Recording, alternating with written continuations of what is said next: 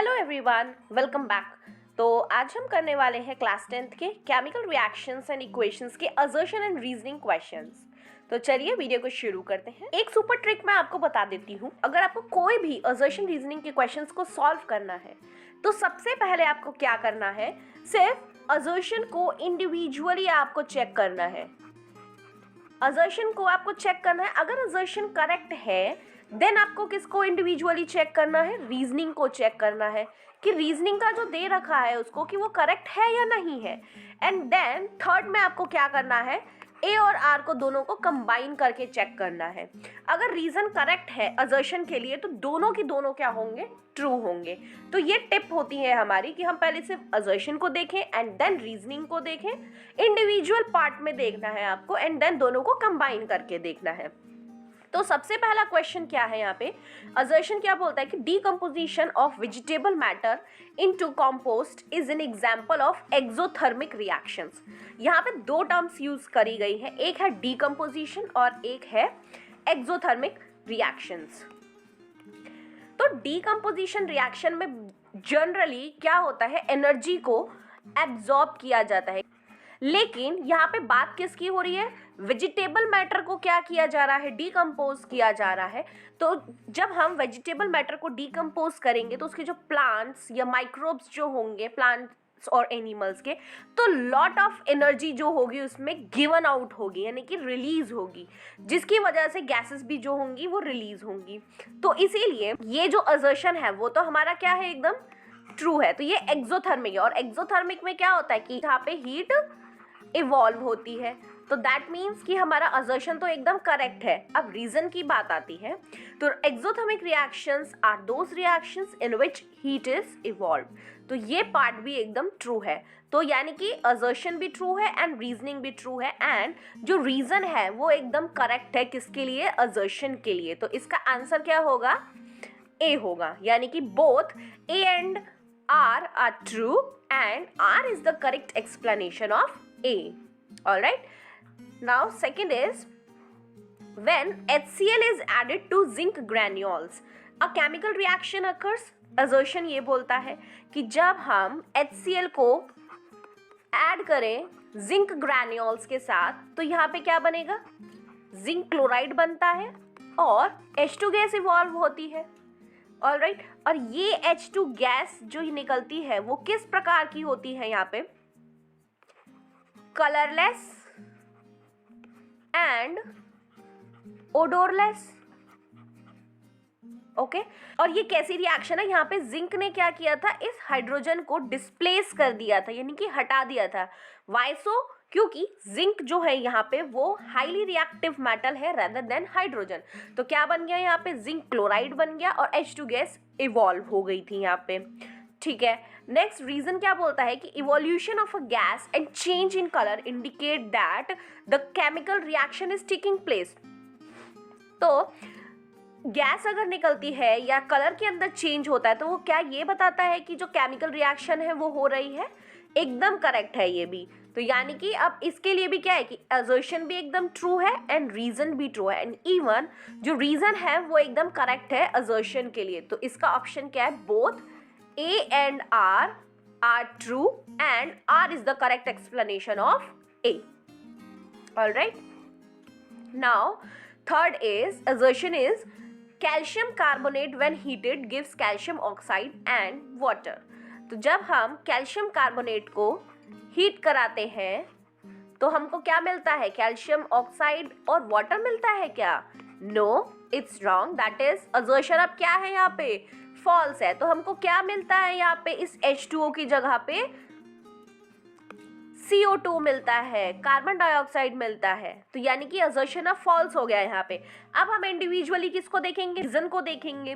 तो on heating calcium carbonate, तो जब हम कैल्शियम कार्बोनेट को हीट करेंगे तो क्या डीकम्पोजिशन रिएक्शन होगा? यस, एकदम ट्रू है ये। क्योंकि यहाँ पे क्या था कि जो कैल्शियम कार्बोनेट था वो डीकम्पोज हुआ है, यानी कि टूटा है, ब्रेक डाउन हुआ है कैल्शियम ऑक्साइड में और कार्बन डाइऑक्साइड में। ये तो ट्रू है। तो क्या होगा यहाँ पे, A is false and R is true. तो इसका ऑप्शन क्या हो जाता है, D हो जाता है। नेक्स्ट है Assertion is brown fumes are produced when lead nitrate is heated. तो जब हम lead nitrate को हीट करेंगे, that is PbNO3 whole twice, इसको हमने क्या करना है, हीट देना है, तो क्या ब्राउन फ्यूम्स जो होंगी वो प्रोड्यूस होंगी. तो ये क्या बनता है, twice of PbO plus 4 molecules of NO2 and O2. और यहाँ पे ये जो NO2 होता है वो कैसा होता है, यहाँ पे ब्राउन फ्यूम्स होती है, यानी कि ब्राउन कलर का होता है. दैट इज असर्शन एकदम करेक्ट है. ये रीजन क्या है, अब nitrogen dioxide gas is produced as a by product due to the decomposition of lead nitrate. एकदम करेक्ट है ये. अभी हमने रिएक्शन देखी कि जब हम लेड नाइट्रेट को हीट कराते हैं तो हमको लेड ऑक्साइड मिलता है, नाइट्रोजन डाइऑक्साइड मिलता है एंड ऑक्सीजन गैस मिलती है. तो जो नाइट्रोजन और डाइऑक्साइड गैस जो हमको प्रोड्यूस हुई है एज ए बाई प्रोडक्ट, क्योंकि इसके अंदर जो PbNO3 होल ट्वाइस जो था वो क्या हुआ है, डीकम्पोज हुआ है. So that A is also true and R is also true. In even the R is the correct explanation of A. That is, इसका आंसर क्या हो जाएगा, A हो जाएगा. Now the next question is white silver chloride turns gray in sunlight. तो जो silver chloride होता है क्या वो ग्रे हो जाता है जब वो सनलाइट की प्रेजेंस में होता है. तो इसकी रिएक्शन क्या होती है कि जब सिल्वर क्लोराइड यानी कि AgCl अगर उसको सनलाइट मिलती है तो किसके अंदर ब्रेक डाउन होगा, twice of Ag plus Cl2 में. और ये जो Ag होता है वो यहाँ पे किस कलर का होता है, ग्रे कलर का होता है. एकदम करेक्ट है. और इसका यूज कहाँ किया जाता है, ब्लैक एंड व्हाइट फोटोग्राफी में. ऑलराइट, दैट इज जो सिल्वर मेटल होता है इसका यूज होता है, यानी कि ये जो बना है इसका यूज होगा. ये एकदम ट्रू है ये वाली हमारी. अब बात आती है रीजन की. रीजन क्या बोलता है कि decomposition of silver chloride in presence of sunlight takes place to form silver metal and chlorine gas. ये भी एकदम ट्रू है. तो यहाँ पे क्या बन जाता है फिर हमारा कि A भी ट्रू है एंड R भी ट्रू है. तो both A and R are true and R is the correct explanation of A. तो इसका आंसर क्या होगा, A होगा. Next is assertion is the pungent smelling gas is produced when sulfur burns in air. एक के pungent smelling produce होती है जब हम सल्फर को बर्न करते हैं एयर में. सल्फर को हमने क्या किया, रिएक्ट कराया O2 के साथ, तो क्या बनेगा, ये SO2 बनेगा. और ये SO2 कैसा होता है, कलरलेस होता है एंड पॉइजनस भी होता है, यानी कि पॉइजनस गैस बनती है. That is A is true. Now the reason is sulfur trioxide is formed on reaction of sulfur with oxygen. No, अभी हमने देखा कि क्या बना था, सल्फर डाइऑक्साइड बना था, नॉट सल्फर ट्राइऑक्साइड. तो ये रीजन जो है वो फॉल्स है. That is A is true and R is false. तो इसका आंसर क्या होगा, C. Next is in a reaction of copper with oxygen, copper serves as a reducing agent. सबसे पहले बात आती है कि रिड्यूसिंग एजेंट क्या होता है. तो रिड्यूसिंग एजेंट यानी कि जो खुद क्या हो, ऑक्सीडाइज हो और सामने वाले को क्या करे, वो रिड्यूस करे, उसको हम बोलते हैं रिड्यूसिंग एजेंट. तो जब हम कॉपर को रिएक्ट कराएंगे ऑक्सीजन के साथ तो क्या बनेगा, यहाँ पे CuO बनेगा. लेकिन ऑक्सीजन 2 थे तो यहाँ पे हमको बैलेंस करने के लिए 2 लगाना पड़ेगा और इधर साइड भी 2 लगाना पड़ेगा. तो यहाँ पे कॉपर से देखो क्या बन रहा है, कॉपर ऑक्साइड बन रहा है. दैट इज खुद तो वो क्या हो रहा है, ऑक्सीडाइज हो रहा है और सामने वाले को यानी कि ऑक्सीजन को क्या कर रहा है, रिड्यूस कर रहा है. तो Cu जो है यहाँ पे वो एक्ट कर रहा है एज ए रिड्यूसिंग एजेंट. तो Cu क्या है यहाँ पे हमारा, रिड्यूसिंग एजेंट. तो यहाँ पे ये तो एकदम ट्रू है.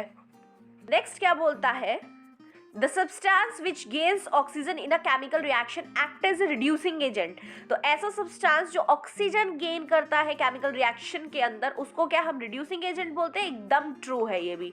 तो both A and R are true and R is the correct explanation of A. तो इसका आंसर क्या है, A है. Now the next question is, assertion is In electrolysis of water, the volume of hydrogen liberated is twice the volume of oxygen formed. तो जब हम water का electrolysis करते हैं, तो जो इलेक्ट्रोलिसिस होता है वाटर का, उसके अंदर जो वॉल्यूम होता है हाइड्रोजन का, क्या वो ट्वाइस होता है the volume of oxygen form? हमें पता है कि जो एक मॉलिक्यूल होता है वाटर का, उसके अंदर 2 हाइड्रोजन होते हैं और 1 ऑक्सीजन होता है। तो जो हाइड्रोजन का वॉल्यूम है वो ट्वाइस ही तो है ऑक्सीजन से। सो assertion इज ट्रू। और नेक्स्ट रीजन क्या है? Water H2O has hydrogen and oxygen in the ratio 1:2 by volume. यहाँ पे रेशियो किसका पूछा है? हाइड्रोजन एंड ऑक्सीजन का। हाइड्रोजन तो लेकिन कितने होते हैं? ये 1:2 नहीं होता, 2:1 होता है। तो ये फॉल्स है। A is true and R is false. तो इसका आंसर क्या होगा? C। Next is 9th question. Corrosion of iron is commonly known as rusting. तो जब आयरन का कोरोजन होता है, क्या हम उसको कॉमनली रस्टिंग बोलते हैं? रस्टिंग को अगर हम देखें तो फॉर्मूला क्या होता है? Fe2O3.XH2O। ये रस्टिंग का फॉर्मूला होता है, जो किस कलर की होती है? ब्राउन कलर की होती है। और यहाँ पे ये जो XH2O है वो क्या बताता है? कि हाइड्रेटेड और H2O के मॉलिक्यूल्स जो कैसे होते हैं? अननोन होते हैं। अब ये अननोन क्यों होते हैं? क्योंकि ये डिपेंड करेंगे कि उस सराउंडिंग पे कितना मॉइस्चर प्रेजेंट है। तो जितना मॉइस्चर प्रेजेंट होगा उस अकॉर्डिंग यहाँ पे X की वैल्यू आ जाती है। तो जो कोरोजन होता है वो कॉमनली रस्टिंग होती है, ये एकदम हमारा ट्रू है। अगर हम रीजन की बात करें तो कोरोजन ऑफ आयरन जो होता है, क्या वो वाटर और एयर की प्रेजेंस में होता है? यस, ये भी एकदम ट्रू है। तो लेकिन अब हमने इसको असर्शन को अलग देख लिया और रीजन को अलग देख लिया। अगर हम एक साथ कंबाइन करके देखें तो क्या ये पर्टिकुलर जो होगा, यानी कि कोरोजन ऑफ आयरन जो हो रहा है, क्या वो वाटर और एयर की ही प्रेजेंस में होगा? तो reason is not the correct explanation for A. तो दोनों तो ट्रू है, लेकिन ये रीजन करेक्ट एक्सप्लेनेशन नहीं है असर्शन की। तो इसलिए इसका आंसर क्या हो जाएगा? बी हो जाएगा। Now the next question is, assertion is the balancing of chemical equations is based on law of conservation of mass। ये एकदम ट्रू है, क्योंकि जब भी हम बैलेंस करते हैं तो जो मास ऑफ रिएक्टेंट होता है वो ऑलवेज इक्वल होता है किसके? मास ऑफ प्रोडक्ट के। यानी कि जितना हमारे पास हमने रिएक्टेंट लिया है उतना ही हमारे पास क्या होना चाहिए? प्रोडक्ट होना चाहिए। तो ये जो है assertion वो एकदम ट्रू है। अगर हम रीजन की बात करें तो total mass of the reactant is always equals to the total mass of product. It is also true and even reason is the correct explanation for this assertion। So the answer is A. Now the next is, in a balanced chemical equation total mass of the reactant is equals to the total mass of the product। ये तो अभी देखा है हमने, ये तो एकदम true है। ड्यू टू किसकी वजह से होता है ये? Law of conservation of mass. And reason is mass can neither be created nor be destroyed during a chemical change. It is also true, क्योंकि ना ही मास को हम क्रिएट कर सकते हैं और ना ही मास को हम डिस्ट्रॉय कर सकते हैं। तो ये भी ट्रू है एकदम। सो A and R both are true and R is the correct explanation for this assertion। तो इसका आंसर क्या है? A है। Now the next question is, iron articles are painted so as to remove them from rusting। ये एकदम true है कि जो आयरन के आर्टिकल्स होते हैं उनको पेंट कर देते हैं ताकि उन पे रस्टिंग ना हो। और इस पर्टिकुलर प्रोसेस को या मेथड को हम क्या बोलते हैं? बैरियर प्रोटेक्शन बोलते हैं। सो ये हमारा एकदम ट्रू है।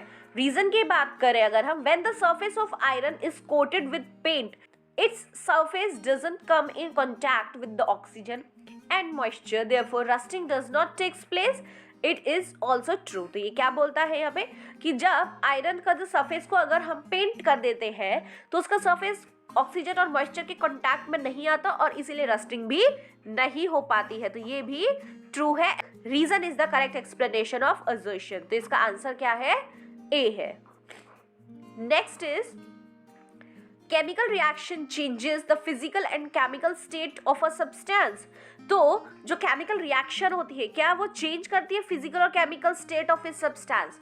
अगर मैं बात करूं H2O की, H2O क्या है, यहाँ पे लिक्विड है, लेकिन जैसे ही हम इसमें इलेक्ट्रिसिटी पास करते हैं तो ये डिकम्पोज हो जाता है किस किस के अंदर, गैसेस के अंदर, और क्या बनती है यहाँ पे H2 और O2, H2 और O2 बनती है। तो यानी कि ये दोनों अलग अलग गैस है। अब दोनों की ये क्या बन गया, यहाँ पे ये गैस हो गया, ये भी गैस हो गया। तो यहाँ पे फिजिकली भी चेंज हो गया स्टेट और केमिकली भी चेंज हो गया। तो असर्शन जो है वो एकदम ट्रू है।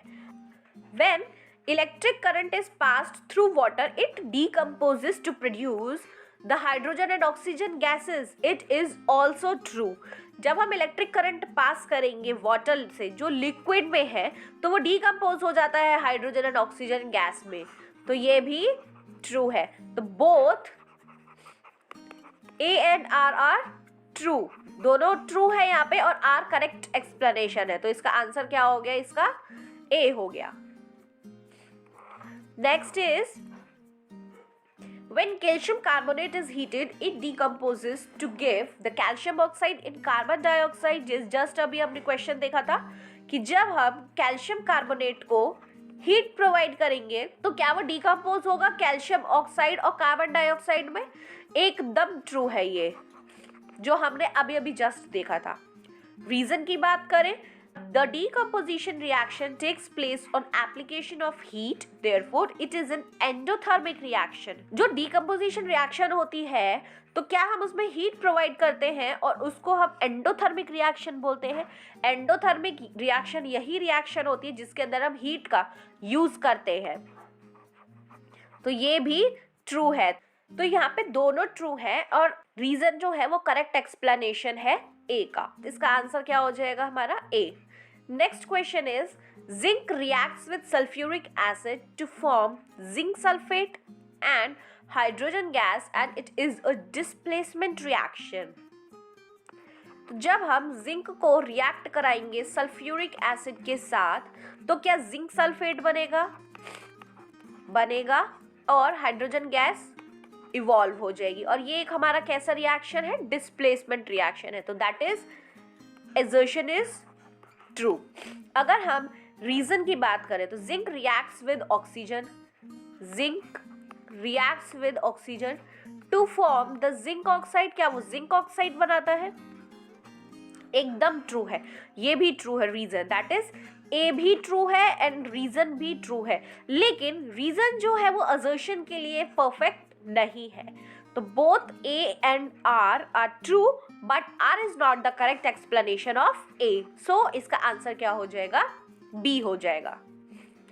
Now the next question is, assertion is the chips manufacturers usually use the bags of chips with gas such as the nitrogen to prevent the chips from getting oxidized। तो जो chips manufacturers होते हैं वो chips के जो bag होते हैं उसके अंदर नाइट्रोजन गैस का यूज करते हैं सो दैट कि वो ऑक्सीडाइज ना हो। एकदम ट्रू है। तो नाइट्रोजन गैस का ही यूज किया जाता है उसके अंदर। Next the reason is this increase the taste of the chips and helps in the digestion. तो क्या इसकी वजह से टेस्ट जो होता है चिप्स का वो बढ़ जाता है और डाइजेशन में हेल्प करते हैं। फॉल्स, ये एकदम गलत है। तो ए इज ट्रू एंड जो रीजन है वो एकदम गलत है। तो इसका आंसर क्या हो जाएगा, फिर सी हो जाएगा। Next is exposure of silver chloride to sunlight for a longer duration turns grey due to the formation of silver by decomposition of silver chloride. ये क्वेश्चन भी हमने देखा था कि सिल्वर क्लोराइड को अगर हम हीट कराते हैं फॉर अ लॉन्गर ड्यूरेशन तो वो ग्रे हो जाता है और Cl2 गैस भी रिलीज होती है और ये Ag जो होता है वो मेटल बनता है हमारा। और ये मेटल सिल्वर मेटल जो बनता है और इसका यूज का किया जाता है फिर ब्लैक एंड व्हाइट फोटोग्राफी के अंदर। It is true. Reason is in this process sublimation of silver chloride takes place. क्या सब्लिमेशन होता है? नो, सब्लिमेशन नहीं होता। इसमें सिल्वर मेटल प्रोड्यूस होता है जो ग्रे कलर का होता है। तो reason is false। A is true and the reason is false. So answer is C. Next is 18th question. Assertion is the rusting of iron metal is the most common form of corrosion. जो rusting होती है iron metal की वो क्या common form है corrosion का? एकदम true, ये एकदम करेक्ट है. ये जो मोस्ट कॉमन फॉर्म होती है कोरोजन की. And the reason is the effect of rusting of iron can be reversed if they are left open in the sunlight. तो जो रस्टिंग ऑफ आयरन हो रखी होती है क्या वो वापस से सही हो जाती है जब हम सनलाइट में रख देते हैं? It is false. ऐसा थोड़ी पॉसिबल होता है. सो assertion is true and reason is false. So the option is C. Next is 19th. Assertion is AGBR is used on photographic and the X-ray film. तो जब सिल्वर ब्रोमाइड तो हमारा AGBR जो होगा जब हम उसको हीट कराएंगे तो क्या बनेगा? Twice of Ag plus Br2. तो और ये जो होता है वो किस कलर का होगा? ग्रे कलर का होगा. ये मेटल है हमारा और इसका यूज वही ब्लैक एंड व्हाइट फोटोग्राफी में किया जाएगा. तो assertion is true. Next, the reason AGBR is photosensitive and changes to Ag and bromine in presence of sunlight and undergoes the decomposition reaction. It is true. So both are true and even the reason is the correct explanation of assertion. So answer is A. Now the next question is assertion is magnesium ribbon keeps on burning in atmosphere of nitrogen. तो जब magnesium ribbon जब burn करता है in the presence of nitrogen तो क्या बनता है यहाँ पे? Mg3N2 बनता है. और ये Mg3N2 बना कैसे? ये मैग्नीशियम है, ये नाइट्रोजन है. मैग्नीशियम की वैलेंसी +2, नाइट्रोजन की वैलेंसी -3. क्रिस क्रॉस करेंगे तो क्या बनता है? Mg3N2 and this Mg3N2 is magnesium nitride. और यहाँ पे ये हुआ क्या है? ये अलग रिएक्टेंट था, ये अलग था, तो दो अलग अलग रिएक्टेंट्स थे. देन क्या हुआ? ये प्रोडक्ट बना हमारा. तो यहाँ पे ये क्या हुआ है? कंबाइन हुए हैं.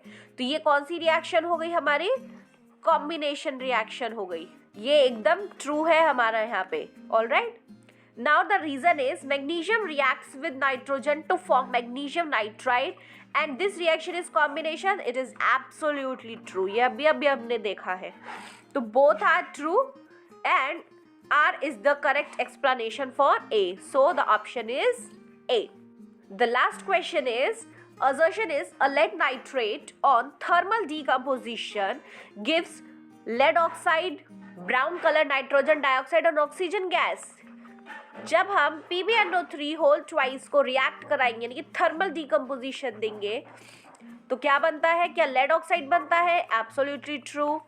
और साथ में 4 of NO2 and oxygen gas. और ये जो NO2 होती है वो कैसी होती है? ब्राउन फ्यूम्स होते हैं, दैट इज ब्राउन कलर की होती है.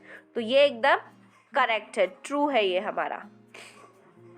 अगर हम रीजन की बात करें तो लेड नाइट्रेट जब रिएक्ट करता है पोटेशियम आयोडाइड के साथ, तो जब लेड नाइट्रेट को हम रिएक्ट कराएंगे पोटेशियम आयोडाइड के साथ to form the yellow PPT of lead iodide, क्या वो लेड आयोडाइड की येलो पीपीटी बना देगा? जब हमने इसको रिएक्ट कराएंगे तो क्या बनेगा? ये PbI2 बनेगा प्लस ट्वाइस ऑफ KNO3 बनेगा. और ये PbI2 जो होगा वो कैसा होगा? येलो पीपीटी होगा, यानी कि ये वाटर के अंदर सॉल्यूबल नहीं होगा. और ये जो हमारी रिएक्शन है वो कैसी रिएक्शन है? एक डबल डिस्प्लेसमेंट रिएक्शन है. यहाँ पे यही बोला था कि जो लेड नाइट्रेट रिएक्ट करेगा पोटेशियम आयोडाइड के साथ तो वो येलो पीपीटी बनाता है लेड आयोडाइड की. It is absolutely true. और जो रिएक्शन है वो डबल डिस्प्लेसमेंट भी है as well as the precipitation. It is also true. So ये दोनों की दोनों क्या है? एकदम ट्रू है. लेकिन ये जो रीजन है उसका असर्शन के साथ कोई लेना देना ही नहीं है. Both are true but R is not the correct explanation for the A. So इसका आंसर क्या है? B. I hope आपको ये सारे assertion reasons समझ आए होंगे. आज की वीडियो में इतना ही. अब हम नेक्स्ट वीडियो में मिलेंगे. Till then keep learning and exploring. Bye bye.